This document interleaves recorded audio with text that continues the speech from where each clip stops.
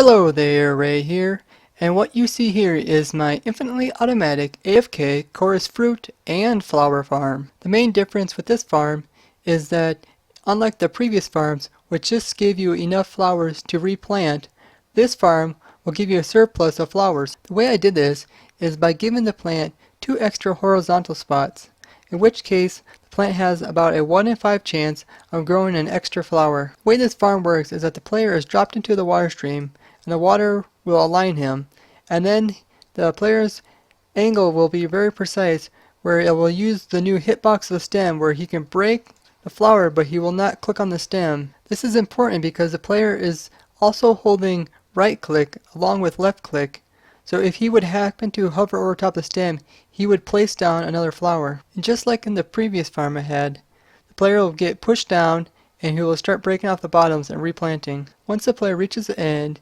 he will get dropped off into the next layer where he will continue going. After the player has gone through all 9 layers, he will activate a minecart, hop into it, and ride it back up where he can repeat the process.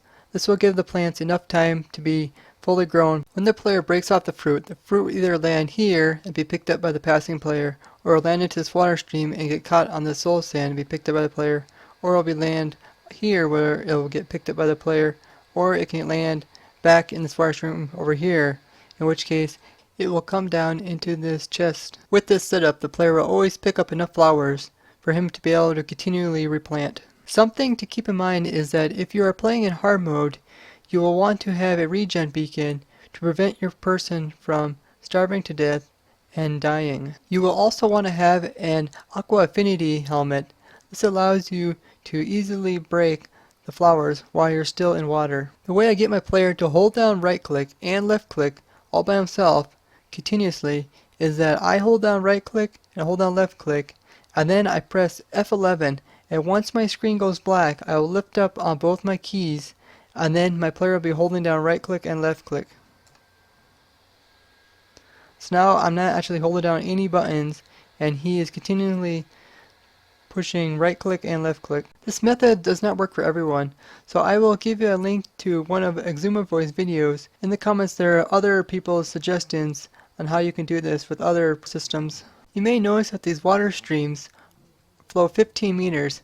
The way this is done is by placing blocks underneath the water and letting it flow over and then removing the blocks afterwards.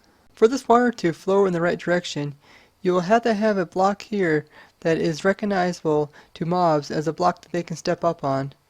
So something like a ladder will cause the water to flow in the wrong direction, and even having nothing there will also cause the water to flow in the wrong direction. I use saline blocks here to slow down the player properly so he'll be able to have enough time to break both flowers, and in places where the water is only 1 deep you have to use 2 slime blocks to properly slow the player down. For this flower to grow out here, there will have to be a solid block of air below it.